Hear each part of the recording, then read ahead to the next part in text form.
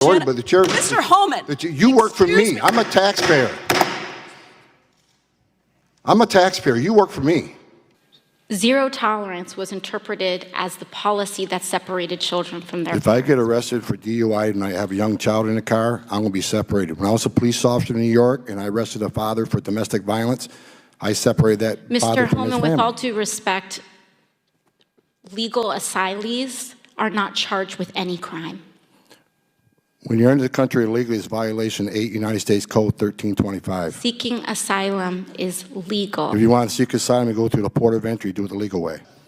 Probably not the right thing to say, but I was angry. Let me tell you why you're angry, because you or no one else in this room has seen what I've seen in my 34 years. You didn't stay in the back of the tractor trailer shot my 19 dead aliens that suffocated to death because the smuggler didn't care, including a 5-year-old boy. What do you think his last 30 minutes were like?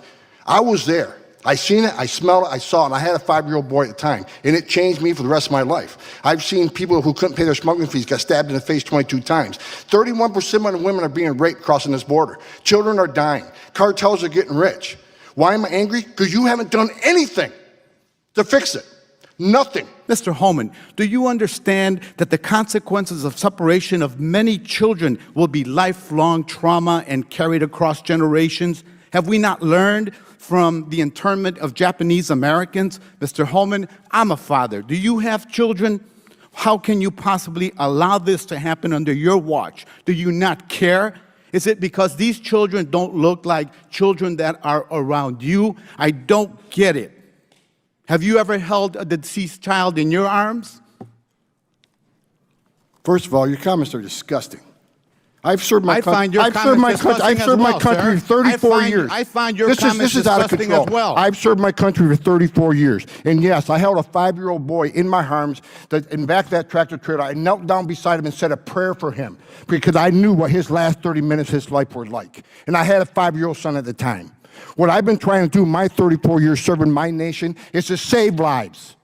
So for you to sit there and insult my integrity and my love for my country and for children, that's why this whole thing needs to be fixed. And you're the member of Congress. We agree on that. Fix it. This room has seen what I've seen in my 34-year career. Very well. No one has experienced what I've experienced. I've saw many dead bodies coming across this border. And you want to talk about the memo? This memo is one option to stop death. Not just about enforcing the law, stop death. If you want to legalize illegal immigration, good luck with that, because it's going to get a hell of a lot worse on that border. If you say, well, okay, from now on, there will be no consequence, no deterrence. It's not illegal to come to this country illegally. More families would come. 31% women would be raped. More children would die. We're a nation of laws. If you don't like it, sir, change it. You're the legislator. I'm the executive branch, and I've served my country honorably for 34 years. And I will not sit here and have anybody say that I don't care about children because you're not the same color as my children. Thank you very much. Dates back to April 23rd of 2018, where there was an official recommendation to, quote, pursue prosecution of all amenable adults who cross our border, quote, illegally, even though this applied to legal asylum seekers in practice, including those presenting with a family unit between ports of entry in coordination with DOJ. Here is the memo that I would like to submit to the congressional record. What is the date on that? It is the memorandum for the Secretary from Homeland Security. Date. April 23rd, 2018, subject increasing prosecutions of immigration violations. Without objection. And so I looked at this memo, and it seems like this is the source of it. And it seems as though, Mr. Homan, that you are the author.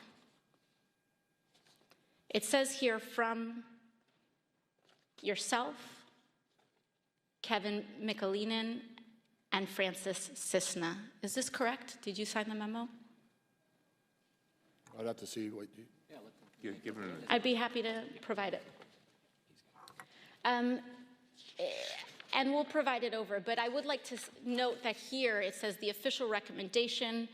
There were 3 different options presented. The third included the option for family separation. This initiative would pursue prosecution of all amenable adults, including those presenting with a family unit. Mr. Homan, your name is on this. Is this correct? Yes, I signed that memo. So you are the author of the family separation policy? I am not the author of this memo. You're not the author, but you signed the memo. Yes, a zero tolerance memo. So you provided the official recommendation to Secretary Nielsen on for the United States to pursue family separation.